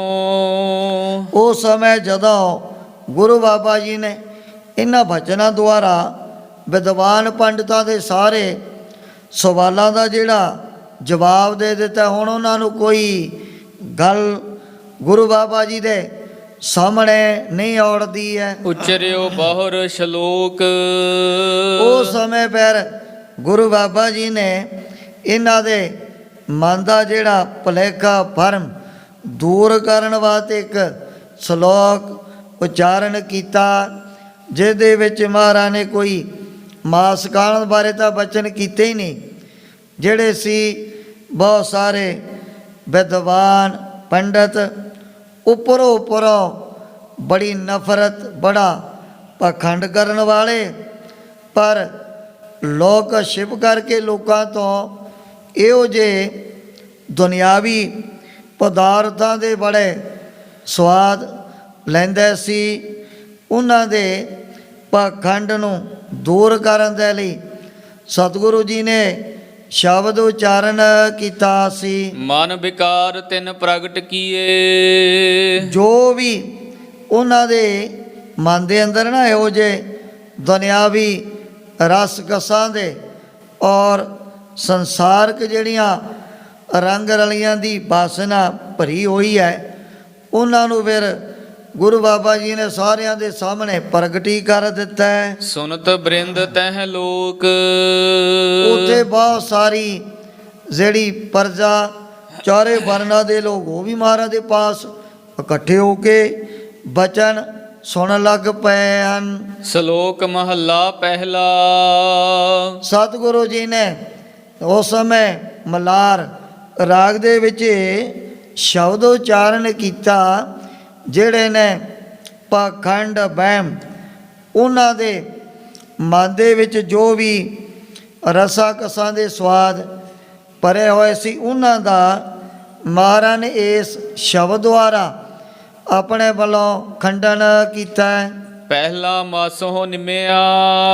ਉਸ ਸਮੇਂ ਗੁਰੂ ਬਾਬਾ ਜੀ ਕਹਿਣ ਲੱਗੇ ਵੀ ਦੇਖੋ, ਜਿਸ ਮਾਸ ਨੂੰ ਦੇਖਣ ਸਾਰ ਤੁਸੀਂ ਮਨ ਦੇ ਵਿੱਚ ਬੜੀ ਨਫ਼ਰਤ, ਬੜੀ ਗਲਾਨੀ ਧਾਰਨ ਕਰ ਲਈ ਹੈ ਸਾਰਿਆਂ ਨੇ।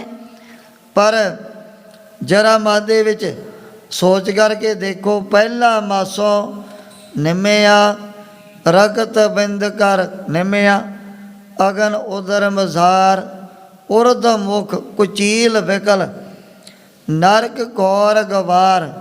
ਵੀ ਤੁਹਾਡੇ ਸਾਰੇ ਸਰੀਰਾਂ ਦੀ ਜਿਹੜੀ ਪੈਦਾਸ਼ ਵੀ ਰਗਤ ਬਿੰਦ ਕਰ ਨਿਮਿਆ, ਤੇ ਤਾਂ ਜਿਹੜੀ ਪਿਤਾ ਦਾ ਵੀਰਜ ਔਰ ਮਾਤੇ ਦੇ ਰਤ ਤੋਂ ਹੌਲੀ ਹੌਲੀ ਕੈਸੀ ਇੱਕ ਮਾੜੇ ਜੇ ਪਾਣੀ ਦੇ ਬੁਲਬੁਲੇ ਤੋਂ ਐਸ ਸਰੀਰ ਦੀ ਰਚਨਾ ਹੁੰਦੀ ਹੈ। ਪਹਿਲਾ ਮਾਸੋਂ ਨਿਮਿਆ ਪਰਮਾਤਮਾ ਦੀ ਜੋ ਨੇਤ ਹੈ, ਉਸ ਦੇ ਮੁਤਾਬਕ ਮਾਤਾ ਪਿਤਾ ਦੇ ਸੰਜੋਗ ਦੁਆਰਾ ਇਸ ਜੀਵ ਦਾ ਸਭ ਤੋਂ ਪਹਿਲਾਂ ਵਾਸਾ ਮਾਤਾ ਦੇ ਉਦਰ ਦੇ ਵਿੱਚ ਹੀ ਹੋਇਆ ਕਰਦਾ ਹੈ। ਮਾਸੈ ਅੰਦਰ ਵਾਸ, ਮਾਸੈ ਅੰਦਰ ਵਾਸ। ਫਿਰ ਜਿਵੇਂ ਜਿਵੇਂ ਸਮਾਂ ਲੰਘਦਾ ਜਾਂਦਾ ਹੈ, ਜੋ ਈਸ਼ਵਰੀ ਨੇਤ ਦੇ ਮੁਤਾਬਕ 5-6 ਮਹੀਨਿਆਂ ਤੋਂ ਬਾਅਦ ਇਸ ਮਨੁੱਖ ਦੇ ਸਰੀਰ ਦੀ ਜਦੋਂ ਅੰਗ ਪੈਰ ਬਣਤਰ ਬਣਨੀ ਸ਼ੁਰੂ ਹੋ ਗਈ, 5-6 ਮਹੀਨਿਆਂ ਤੋਂ ਬਾਅਦ ਫਿਰ ਕਹਿੰਦੇ ਇਹਦੇ ਵਿੱਚ ਪਰਮਾਤਮਾ ਆਪਣੀ ਚੇਤਨ ਕਲਾ ਪਾਉਂਦਾ ਹੈ। ਮਾਸਾ ਅੰਦਰ ਵਾਸ, ਕਿਤਨੇ ਮਹੀਨੇ ਫਿਰ ਇੱਕ ਮਾੜੇ ਜੇ ਰੂਪ ਦੇ ਵਿੱਚ ਹੀ ਇਸ ਜੀਵ ਨੇ ਆਪਣੇ ਮਾਤਾ ਦੇ ਉਦਰ ਦੇ ਵਿੱਚ ਹੀ ਬਾਸਾ ਰੱਖਿਆ ਹੋਇਆ ਹੈ। ਜੀ ਉਪਾਏ ਮਾਸ ਮੋਹ ਮਿਲਿਆ। ਜੀ ਉਪਾਏ, ਜਦੋਂ ਇਸ ਮਨੁੱਖ ਦੇ ਸਰੀਰ ਦੀ ਬਣਤਰ ਪੂਰੀ ਬਣ ਗਈ, ਫਿਰ ਪਰਮਾਤਮਾ ਉਹਦੇ ਵਿੱਚ ਆਪਣੀ ਪਾ ਦਿੰਦਾ ਚੇਤਨ ਕਲਾ। ਜੀ ਉਪਾਏ ਮਾਸ ਮੋਹ ਮਿਲਿਆ, ਦਸੀ ਮਾਸੀ ਮਾਨਸ ਕੀਆ ਬਣਜਾਰਿਆ ਮਿੱਤਰਾ। 10 ਮਹੀਨਿਆਂ ਤੋਂ ਬਾਅਦ ਟਾਈਮ ਘੱਟ ਵੱਧ ਵੀ ਹੋ ਜਾਂਦਾ ਕਈ ਦਫਾ ਬੱਚਿਆਂ ਦਾ, ਪਰ ਜਦੋਂ ਪਰਮਾਤਮਾ ਨੇ ਜੋ ਇਹ ਵਿਧੀ ਵਿਧਾਨ ਪਹਿਲਾਂ ਤੋਂ ਹੀ ਅਮਾਤ ਲੋਕ ਦੀ ਧਰਤੀ ਦੇ ਉੱਪਰ ਬਣਾਇਆ ਹੋਇਆ ਹੈ, ਜੀ ਉਪਾਏ ਦੁਬਾਰਾ ਜੀ ਉਪਾਏ ਮਾਸ ਮੋਹ ਮਿਲਿਆ। ਜੀ ਉਪਾਏ ਮਾਸ ਮੋਹ ਮਿਲਿਆ। ਵੀ ਜਦੋਂ ਇਸ ਜੀਵ ਦਾ ਹੋ ਗਿਆ ਜਨਮ ਦੁਨੀਆ ਦੇ ਵਿੱਚ, ਮਾਸ ਮੋਹ ਮਿਲਿਆ। ਮਾਤਾ ਦੇ ਉਦਰ ਦੇ ਵਿੱਚ ਵੀ ਇੱਕ ਜਿਹੜਾ ਮੂੰਹ ਦੇ ਉੱਪਰ ਪਰਮਾਤਮਾ ਨੇ ਇੱਕ ਬਹੁਤ ਬਰੀਕ ਜਿਹਾ ਪਰਦਾ ਵੀ ਆਪਣੀ ਇਹ ਸੱਤਾ ਦੁਆਰਾ ਲਗਾਇਆ ਹੁੰਦਾ, ਵੀ ਸਹੀ ਢੰਗ ਦੇ ਨਾਲ ਬੱਚੇ ਨੂੰ ਸਵਾਸ ਵੀ ਆਉਂਦਾ ਰਹੇ, ਔਰ ਜੋ ਹੈ ਕੋਈ ਇਹੋ ਜਿਹਾ ਪਾਣੀ ਧਾਣੀ ਮੂੰਹ ਦੇ ਵਿੱਚ ਪੈਂਦਾ ਨਹੀਂ, ਉਹ ਪਰਦੇ ਦੇ ਦੁਆਰਾ ਮਾਸ ਮੋਹ ਮਿਲਿਆ। ਉੱਥੇ ਵੀ ਇਸ ਮਨੁੱਖ ਦੇ ਮੂੰਹ ਦੇ ਉੱਪਰ ਜਿਹੜਾ ਪਰਦਾ ਰੋਕਣ ਵਾਸਤੇ ਉਹ ਵੀ ਮਾਸ ਦਾ ਹੀ ਲੱਗਿਆ ਹੁੰਦਾ ਹੈ। ਹੱਡ ਚੰਮ ਤਨ ਮਾਸ, ਹੱਡ ਚੰਮ ਤਨ ਮਾਸ। ਜਦੋਂ ਫਿਰ ਇਸ ਦਾ ਹੋ ਗਿਆ ਜਨਮ, ਫਿਰ ਵੀ ਖੁਰਾਕ ਵੀ ਮਾਤਾ ਦੇ ਅਸਤਨ ਜੋ ਮਾਸਤੀ ਨੇ ਉੱਥੋਂ ਹੀ ਪ੍ਰਾਪਤ ਹੋਇਆ ਕਰਦੀ ਹੈ। ਹੱਡ ਚੰਮ ਤਨ ਮਾਸ, ਹੱਡ ਭਾਵ ਇਹ ਪਿਤਾ ਤੋਂ ਪੈਦਾ ਹੁੰਦੇ ਨੇ, ਹੱਡ ਚੰਮ ਤਨ ਮਾਸ, ਜਿਹੜੀ ਮਾਤਾ ਦੇ ਸਰੀਰ ਦਾ ਹਿੱਸਾ ਉਹਦੇ ਨਾਲ ਮਾਸ, ਹੱਡ ਚੰਮ ਤਨ ਮਾਸ, ਸਾਰਾ ਸਰੀਰ ਹੀ ਮਾਸ ਦਾ ਬਣਿਆ ਹੋਇਆ ਹੈ। ਮਾਸੋਂ ਬਾਹਰ ਕੱਢਿਆ, ਮਾਸੋਂ ਬਾਹਰ ਕੱਢਿਆ।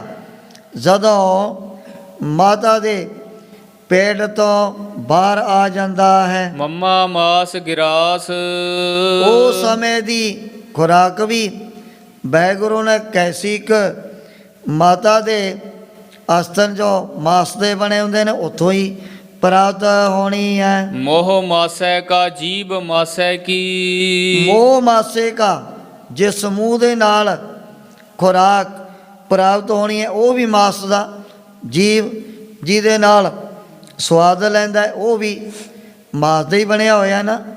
ਜਿਸ ਪਰਮਾਤਮਾ ਨੇ ਕੈਸੀ ਅਚਰਜ ਖੇਲ ਬਣਾਈ ਹੋਈ ਹੈ, ਜੀਵ ਮਾਸੇ ਕਾ ਮੂੰਹ ਮਾਸੇ ਕਾ, ਜਿਹੜਾ ਬੱਚਿਆਂ ਦੇ ਸਰੀਰ ਦੇ ਨਾਲ ਨਾੜੂਆ ਲੱਗਿਆ ਹੁੰਦਾ, ਦੇਖੋ ਉਹਦੇ ਨਾਲ ਕਿਵੇਂ ਵਾਹਿਗੁਰੂ ਆਪਣੇ ਆਪ ਹੀ ਮਾਤਾ ਦੇ ਪੇਟ ਦੇ ਵਿੱਚ ਵੀ ਬੱਚਿਆਂ ਨੂੰ ਖੁਰਾਕ ਪਹੁੰਚਾਉਂਦਾ ਹੈ ਨਾ। ਜਿਵੇਂ ਖੁਰਾਕ ਮਿਲਦੀ ਹੈ ਹੌਲੀ ਹੌਲੀ ਫਿਰ ਸਾਡੇ ਸਰੀਰ ਦੀ ਬਣਤਰ ਵੀ ਵੱਧਦੀ ਜਾਂਦੀ ਹੈ। ਦੁਬਾਰਾ ਮੋਹ ਮਾਸੈ ਕਾ ਜੀਬ ਮਾਸੈ ਕੀ ਮੋਹ ਮਾਸੈ ਕਾ ਜੀਵ ਮਾਸੈ ਕੀ, ਉਹ ਜਿਹੜਾ ਨਾੜੂ ਆ ਨਾ ਮਾਤਾ ਦੇ ਉਦਰ ਦੇ ਵਿੱਚ ਖੁਰਾਕ ਪਹੁੰਚਾਉਣ ਵਾਲਾ ਉਹ ਵੀ ਮਾਸ ਦਾ ਬਣਿਆ ਹੁੰਦਾ ਹੈ। ਜੀਭ ਵੀ ਮੂੰਹ ਵੀ ਇਹ ਪਰਮਾਤਮਾ ਨੇ ਮਾਸ ਤੋਂ ਹੀ ਪੈਦਾ ਕੀਤੇ ਨੇ ਸਾਰਿਆਂ ਦੇ। ਮਾਸੈ ਅੰਦਰ ਸਾਸ ਮਾਸੈ ਅੰਦਰ ਸਾਸ, ਕਿਵੇਂ ਮਾਸ ਦੇ ਅੰਦਰ ਰਹਿੰਦਿਆਂ ਹੋਇਆ ਵਾਹਿਗੁਰੂ ਫਿਰ ਉਹਨੂੰ ਅੰਦਰ ਹੀ ਸਵਾਸ ਵੀ ਦਵਾਈ ਜਾਂਦਾ ਹੈ। ਵੱਡਾ ਹੋਆ ਵੀ ਆਹਿਆ ਜਦੋਂ ਹੋ ਗਈ ਇਹਦੀ ਜਵਾਨ ਉਮਰ, ਮਾਤਾ ਪਿਤਾ ਨੇ ਕਿਤੇ ਸ਼ਾਦੀ ਕਰਤੀ, ਵੱਡਾ ਹੋਆ ਵੀ ਆਇਆ।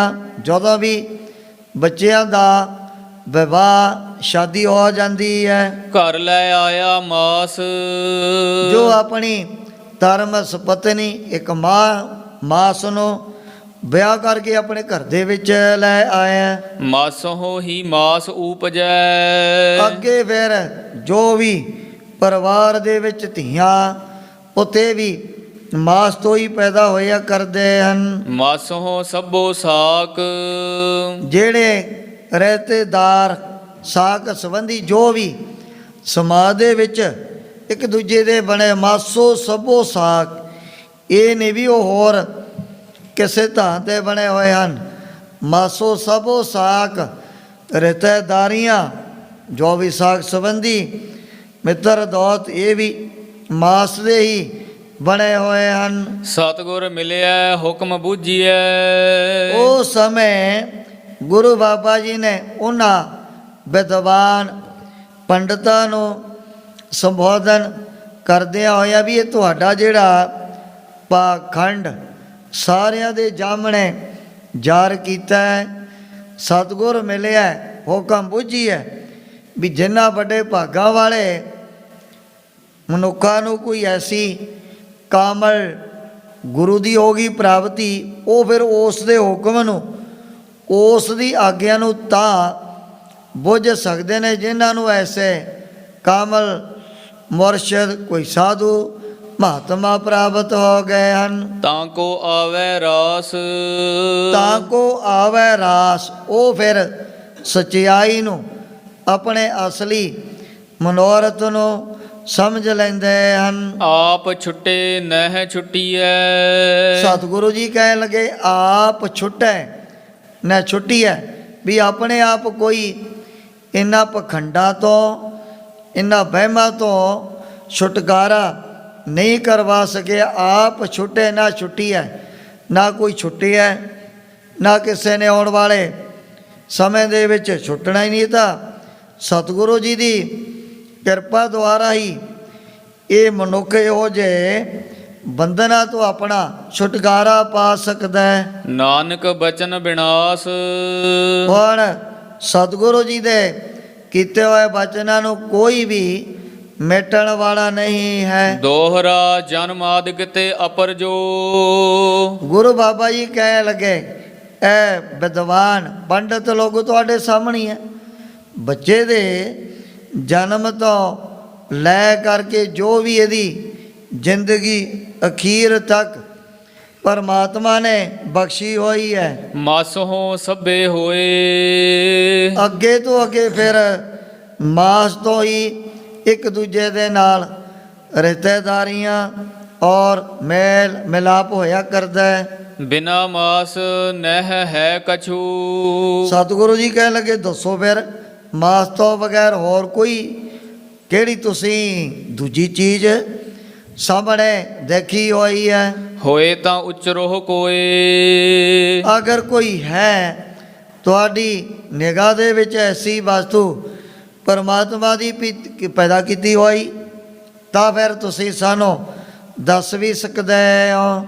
ਗਹਿ ਵਿਰਾਗ ਜੇ ਉਰ ਵਿਖੈ। ਪਰ ਜਿਨ੍ਹਾਂ ਦੇ ਮਨ ਦੇ ਵਿੱਚ ਐਸਾ ਵਿਰਾਗ ਇਹੋ ਜੀ ਉਪਰਾਮਤਾ ਬੜੀ ਦ੍ਰਿੜ ਪ੍ਰਪਕ ਹੋ ਚੁੱਕੀ ਹੈ, ਸਤਿਗੁਰ ਕੇ ਢਿੱਗ ਜਾਏ। ਉਹੀ ਵੱਡੇ ਭਾਗਾਂ ਵਾਲੇ ਜਗਿਆਸੂ ਜਨ ਆਪਣੇ ਸਤਿਗੁਰੂ ਜੀ ਦੇ ਪਾਸ ਜਾਇਆ ਕਰਦੇ ਹਨ। ਤਾਂ ਕੋ ਦੇ ਉਪਦੇਸ਼ ਜਬ।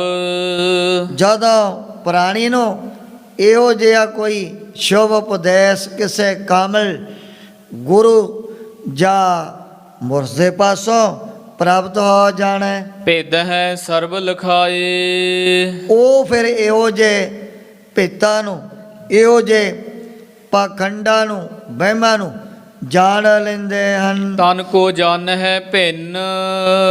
ਜਿਨ੍ਹਾਂ ਦੇ ਉੱਪਰ ਹੋ ਗਈ ਕਿਰਪਾ ਉਹ ਸਰੀਰ ਨੂੰ ਆਪਣੀ ਆਤਮਾ ਦੇ ਨਾਲੋਂ ਅਲੱਗਾ ਸਾਹਮਣੇ ਦੇਖਣ ਲੱਗ ਜਾਂਦੇ ਹਨ। ਪੁੰਨ ਚੇਤਨ ਭਿੰਨ ਦਿਖਾਏ। ਜੋ ਮਨੁੱਖ ਦੇ ਅੰਦਰ ਹੈ ਚੇਤਨ ਕਲਾ ਜਿਹਨੂੰ ਕਹਿੰਦੇ ਨੇ ਆਤਮਾ, ਜਦੋਂ ਹੁਣ ਇਹੋ ਜਿਹਾ ਗਿਆਨ ਪ੍ਰਾਪਤ ਹੋ ਗਿਆ ਉਹ ਫਿਰ ਜਿਵੇਂ ਕਹਿੰਦੇ ਆ ਜਿਵੇਂ ਪਰਮਾਂਸ ਦੁੱਧ ਦੇ ਵਿੱਚ ਕਿਤੇ ਮਾੜੀ ਜਿਹੀ ਆਪਣੀ ਪਾ ਦੇਣ ਚੁੰਝ, ਉਸੇ ਬਾਤ ਬਰਤਨ ਦੇ ਵਿੱਚ ਪਾਇਆ ਦੁੱਧ ਫੜ ਜੂ, ਫੁੱਟੀਆਂ ਇੱਕ ਪਾਸੇ ਪਾਣੀ ਲੈਦਾ ਹੋ ਜਾਣਾ। ਪਰ ਇਹ ਜਿਹੜਾ ਖਟਿਆਈ ਦਾ ਗੁਣ ਹਰੇਕ ਜਾਨਵਰ ਦੀ ਚੁੰਝ ਦੇ ਵਿੱਚ ਨਹੀਂ ਪਾਇਆ ਜਾਂਦਾ। ਹੋਰ ਬਥੇਰੇ ਪੰਛੀ ਆਕਾਸ਼ ਦੇ ਵਿੱਚ ਉੜਦੇ ਫਿਰਦੇ ਨੇ ਨਾ, ਕਿਤਨਿਆਂ ਦੇ ਨਾਮ ਆਪਾਂ ਸੁਣਦੇ ਰਹਿੰਦੇ ਹਾਂ। ਇਹ ਜਿਹੜੀ ਖਟਿਆਈ ਦਾ ਗੁਣ ਪਰਮਾਤਮਾ ਨੇ ਦਿੱਤਾ ਕਿਹਨੂੰ ਹੋਇਆ? ਸਤ ਪਰਮਾਂਸ ਆਤਮਾ। ਨੂੰ। ਪਰਮਾਂਸ ਉਹਦੀ ਚੁੰਝ ਦੇ ਵਿੱਚ ਹੈ ਖਟਿਆਈ। ਜਦੋਂ ਵੀ ਬਸ ਮਾੜੀ ਜੀ ਦੁੱਧ ਦੇ ਵਿੱਚ ਚੁੰਝ ਪਾਈ ਨਹੀਂ, ਨਾਲ ਦੀ ਨਾਲ ਪਾਣੀ ਲੈਦਾ ਤੇ ਫੁੱਟੀਆਂ ਹੋ ਜਾਂਦੀਆਂ ਨੇ ਇੱਕ ਪਾਸੇ। ਇਸੇ ਤਰ੍ਹਾਂ ਜਿਹੜੇ ਨੇ ਤੱਤ ਵਿੱਚ ਮਹਾਂਪੁਰਖ ਪਰਮਾਤਮਾ ਦੇ ਵਿੱਚ ਮਿਲੇ ਹੋਏ, ਉਹਨਾਂ ਦੇ ਸਰੀਰਾਂ ਨੂੰ ਤਾਂ ਭਾਵੇਂ ਕੋਈ ਜਮੂਰ ਲੈ ਕੇ ਨੋਚੀ ਜਾਵੇ ਨਾ, ਕੋਈ ਤਕਲੀਫ ਨਹੀਂ ਹੁੰਦੀ। ਨਾਸੀ ਉਚਾਰਨ ਕਰਦੇ ਨੇ ਵੀ ਮੈਂ ਬੜਾ ਜੀ ਦੁਖੀ ਹਾਂ, ਬੜਾ ਮੈਨੂੰ ਤਾਂ ਤਕਲੀਫ ਹੁੰਦੀ ਆ ਜਦੋਂ ਜਮੂਰਾਂ ਦੇ ਨਾਲ ਮੇਰਾ ਮਾਸ ਤੁਸੀਂ ਖਿੱਚਦੇ ਹੋ। ਧੰਨ ਨੇ ਬਾਬਾ ਬੰਦਾ ਸਿੰਘ ਬਹਾਦਰ ਜੀ, ਕਿਵੇਂ ਜ਼ਾਲਮਾਂ ਪਾਪੀਆਂ ਨੇ ਉਹਨਾਂ ਦੇ ਨੇਤਰ ਵੀ ਕੱਢਤੇ, ਦੇ ਲਓ। ਫਿਰ ਜਮੂਰਾਂ ਦੇ ਨਾਲ ਕਿਵੇਂ ਬਾਬਾ ਬੰਦਾ ਸਿੰਘ ਬਹਾਦਰ ਜੀ ਦਾ ਮਾਸ ਨੋਚਣ ਲੱਗ ਪਏ। ਹੈਰਾਨ ਹੋ ਗਏ ਜਿਹੜੇ ਸੀ ਜਲਾਦ ਸਜ਼ਾ ਦੇਣ ਵਾਲੇ, ਪੁੱਛਣ ਲੱਗੇ ਕੀ ਗੱਲ ਬਾਬਾ ਜੀ ਤੁਹਾਨੂੰ ਕੋਈ ਤਕਲੀਫ ਨਹੀਂ ਹੁੰਦੀ? ਜੇ ਕੋਈ ਆਮ ਵਿਅਕਤੀ ਹੁੰਦਾ ਉਹਨੇ ਤਾਂ ਇੱਥੇ ਵੱਡੀਆਂ ਵੱਡੀਆਂ ਚੰਗਿਆੜਾਂ ਮਾਰਨ ਲੱਗ ਜਾਣਾ ਸੀ। ਤੁਸੀਂ ਐਨ ਬਸ ਨੇਤਰ ਬੰਦ ਕਰਕੇ ਬੈਠੇ ਹੋ ਆਪਣੀ ਮੌਤ ਦੇ ਵਿੱਚ। ਭਾਈ ਮਤੀ ਦਾਸ ਉਹਨਾਂ ਦੇ ਸਰੀਰ ਦੇ ਹੋ ਗਏ ਦੋ ਹਿੱਸੇ, ਪਰ ਰੱਬੀ ਬਾਣੀ ਦੀ ਆਵਾਜ਼ ਉਸੇ ਤਰ੍ਹਾਂ ਹੀ ਆ ਰਹੀ ਹੈ। ਉਸ ਸਮੇਂ ਜਲਾਦ ਨੇ ਪੁੱਛਿਆ ਵੀ ਕੀ ਗੱਲ ਇਹੋ ਜਿਹੀ ਅਵਸਥਾ ਕਿਹੜੀ ਤੁਹਾਨੂੰ ਮਿਲੀ ਹੋਈ ਹੈ ਨਾ? ਕਈ ਤਾਂ ਇੱਥੇ ਆਰੇ ਦੇ ਕੋਲ ਆਉਣ ਤੋਂ ਪਹਿਲਾਂ ਹੀ ਫੋੜੋ ਕਰਕੇ ਡਿੱਗ ਪੈਂਦੇ ਨੇ ਧਰਤੀ 'ਤੇ, ਤੁਹਾਡੇ ਮਨ ਦੇ ਵਿੱਚ ਕੋਈ ਡਰੇ ਨਹੀਂ, ਭੈ ਨਹੀਂ, ਉਸੇ ਤਰ੍ਹਾਂ ਐਨ ਮਸਤੀ ਦੇ ਵਿੱਚ ਬੈਠੇ ਹੋ। ਗੁਰੂ ਬਾਬਾ ਜੀ ਨੇ ਸਮਝਾਇਆ ਵੀ ਜਿਹੜੇ ਹੁੰਦੇ ਨੇ ਬਾਬਾ ਬੰਦਾ ਸਿੰਘ ਬਹਾਦਰ ਵਰਗੇ, ਜਿਨ੍ਹਾਂ ਦੇ ਉੱਪਰ ਗੁਰੂ ਕਲਗੀਧਰ ਸੱਚੇ ਪਾਤਸ਼ਾਹ ਨੇ ਐਸੀ ਕਿਰਪਾ ਰਹਿਮਤ, ਭਾਈ ਮਤੀ ਦਾਸ, ਬਾਬਾ ਦਿਆਲਾ ਜੀ, ਇਹਨਾਂ ਦੀ ਇਹ ਜਿਹੜੀ ਅਵਸਥਾ ਹੋਇਆ ਕਰਦੀ ਹੈ ਵੀ ਉਹ ਆਤਮਾ ਨੂੰ ਸਰੀਰ ਦੇ ਨਾਲੋਂ ਲਹਿਦਾ ਕਰ ਲੈਂਦੇ ਹਨ। ਸਰੀਰ ਨੂੰ ਕੀ ਆ, ਵੱਢੀ ਜਾਣ, ਟੁੱਕੀ ਜਾਣ। ਉੱਥੇ ਤਾਂ ਜਦ ਆਤਮਾ ਤਾਂ ਸਰੀਰ ਦੇ ਨਾਲੋਂ ਲਹਿਦਾ ਹੋ ਚੁੱਕੀ ਹੈ। ਸ਼੍ਰੀ ਗੁਰੂ ਨਾਨਕ ਦੇਵ ਜੀ ਮਹਾਰਾਜ ਕਹਿਣ ਲੱਗੇ ਵੀ ਜਿਨ੍ਹਾਂ ਨੇ ਆਪਣੇ ਜਿਸਮ ਦੇ ਵਿੱਚੋਂ ਆਤਮਾ ਨੂੰ ਲਹਿਦਾ ਕਰ ਲਿਆ ਹੈ, ਸਤ ਆਤਮਾ ਜਾਣਹੀ। ਉਹ ਫਿਰ ਆਪਣੇ ਸੋਏ ਸਰੂਪ ਨੂੰ ਸਤ ਆਤਮਾ ਮਨ ਦੇ ਵਿੱਚ ਜਾਣ ਲੈਂਦੇ ਨੇ ਸਦਾ ਦੇ ਵਾਸਤੇ। ਦੇਹ ਅਨਿਤ ਸਦਾਏ। ਦੇਹ ਨਿਤ ਦੇ ਲਿਆ ਵੀ ਤਾਂ ਸਰੀਰ ਨਾਸਵੰਤ ਹੈ, ਹੁਣ ਨਹੀਂ, ਕੱਲ ਨੂੰ ਤਾਂ ਫਿਰ ਵੀ ਇਹਨੇ ਢਹਿ ਢੇਰੀ ਹੋ ਹੀ ਜਾਣਾ। ਸਤ ਅਸਤ ਸੰਬੰਧ ਜੋ।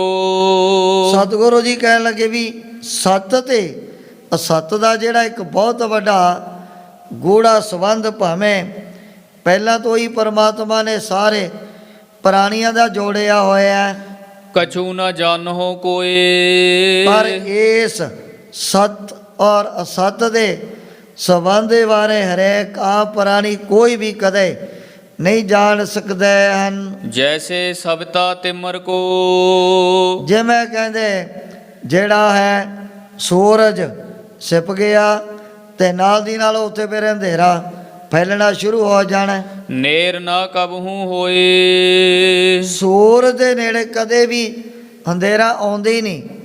ਇਹ ਵਾਹਿਗੁਰੂ ਦੀ ਲੀਲਾ ਐਸੀ ਰਚੀ ਹੋਈ ਹੈ, ਜਿੱਥੇ ਚਾਨਣ ਉੱਥੇ ਨਹੀਂ ਹੈਗਾ ਅੰਧੇਰਾ, ਜਿੱਥੇ ਅੰਧੇਰਾ ਉੱਥੇ ਚਾਨਣ ਨਹੀਂ ਹੋ ਸਕਦਾ।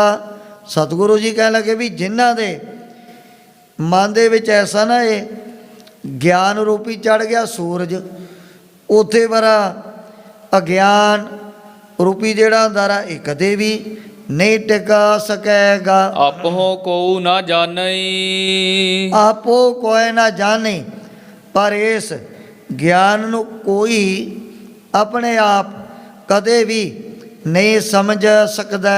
ਬਿਨ ਸਤਿਗੁਰ ਉਪਦੇਸ਼।